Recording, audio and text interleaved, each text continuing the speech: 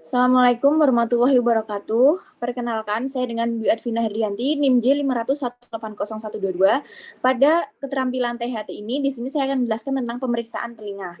Baik, selanjutnya untuk telinga sendiri, di sini ada 3 bagian, yaitu telinga luar, telinga tengah, dan telinga dalam. Untuk telinga luar sendiri terdiri dari auricula, canalis auditorius externus, dan membran timpani yang memisahkan antara telinga luar dengan telinga tengah. Kemudian telinga tengah di sini berisi ruangan udara yang di dalamnya ada 3 tulang atau osikula auditiva yang terdiri dari malleus, incus, stapes. Kemudian untuk telinga dalam sendiri diisi oleh labirin, yaitu labirin osseus dan labirin membraneaceae. Kemudian selanjutnya, untuk tujuan pemeriksaan sendiri, di sini mahasiswa mampu mengenal bagian-bagian penting dari telinga, hidung, dan tenggorokan. Kemudian mahasiswa mampu mengenal alat-alat sederhana untuk pemeriksaan telinga. Yang ketiga, mahasiswa mampu menyiapkan pasien untuk dilakukan pemeriksaan telinga. Selanjutnya, mahasiswa mampu melakukan pemeriksaan fisik telinga. Lalu selanjutnya, untuk fungsi pemeriksaan sendiri, di sini untuk mengetahui apakah ada kelainan pada telinga pasien. Contoh keluhannya sendiri seperti gangguan pendengaran atau tuli, kemudian suara berdenging atau tinnitus, rasa pusing yang berputar atau vertigo, rasa nyeri di dalam telinga atau otalgia, dan keluarnya cairan dari telinga atau otore. Selanjutnya, untuk alat-alat pemeriksaan sendiri, di sini ada lampu kepala atau headlamp, spekulum telinga beberapa ukuran, kecil, sedang, besar, aplikator atau pelintir kapas, aligator atau cunam yang berfungsi sebagai untuk mengambil benda asing dan untuk mengangkat polip liang telinga. Kemudian ada serum Menhak, kemudian ada obat anestesi lokal, yang disebutkan di sini adalah larutan lidocaine 2%, kemudian ada balon politizer, garpu tala, otoskop, tampon steril, dan pinset telinga. Selanjutnya, untuk cara pemeriksaan sendiri, di sini dilakukan anamnesis. Nah, sebelumnya kita harus melakukan sambung rasa terlebih dahulu untuk memperkenalkan diri, menanyakan identitas, menanyakan keluhan utama, dan inform konsen terhadap penderita. Kemudian, persiapan alat dan bahannya, lalu menyiapkan pasien, lalu baru kita bisa melakukan anamnesis. Untuk anamnesisnya sendiri di sini dilakukan pertanyaan, misalnya jika dia otalgia ditanyakan sejak kapan, lalu didahului oleh apa, misal trauma, masukan benda asing atau pilek, kemudian gejala yang disertai, dan misalnya kalau ada gejala kurang dengar atau pendengarannya menurun, ditanyakan sejak kapan dan didahului oleh apa, kemudian penyebab dari gangguan pendengaran tersebut. Kemudian untuk penyakit tinnitus bisa sama dilakukan pertanyaan sejak kapan, didahului oleh apa, dan riwayat penyakit sebelumnya.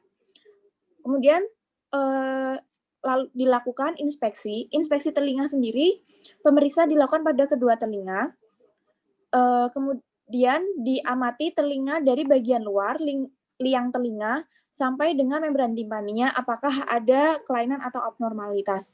Seperti pada daun telinganya normal atau tidak, kemudian ada cone of lag-nya atau tidak, kemudian membran timpaninya juga bagaimana untuk refleks cahayanya.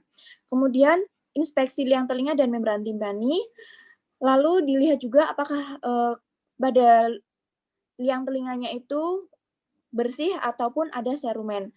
Kemudian digunakan otoskop dan spekulum telinga. Lalu untuk palpasi sendiri dilakukan pada sekitar liang telinga belakang pada daun telinga, yaitu pada osmastoideus, depan daun telinga, yaitu tragus, dan dilihat apakah ada rasa sakit atau tidak pada retroauricular pain atau tragus pain. Kemudian juga dilihat pada nyeri tekannya. Lalu dilakukan auskultasi telinga. Nah, auskultasi telinga di sini dilihat apakah ada bising di sekitar liang telinga, jika ada indikasi. Lalu untuk tes pendengaran sendiri di sini ada tes Rine, Weber, dan Swabach. Kemudian ada juga tes bisik. Nah, tes bisik di sini digunakan untuk screening adanya gangguan pendengaran dan membedakan tuli hantaran dengan tuli sensori neural. Lalu untuk tes garpu talanya menggunakan tes Rine, Weber, Swabach. Yang pertama, tes Rine sendiri itu dilakukan untuk membandingkan hantaran udara dan hantaran tulang.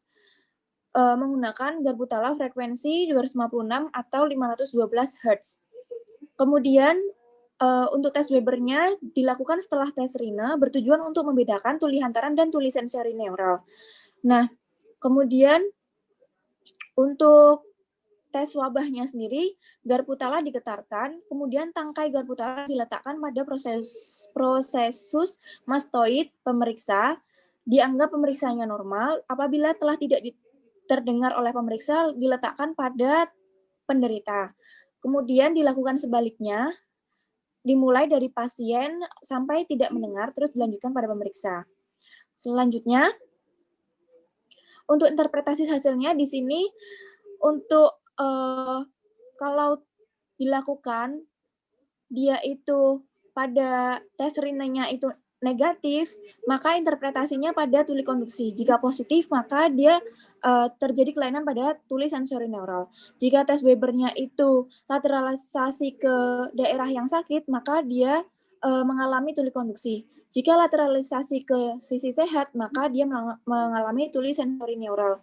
Kemudian untuk swaba sendiri, di sini jika memanjang, maka dilakukan di situ interpretasinya mengalami tuli konduksi.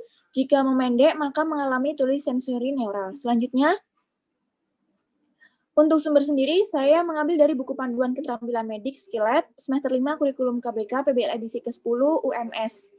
Baik, itu saja yang bisa saya sampaikan. Terima kasih. Wassalamualaikum warahmatullahi wabarakatuh.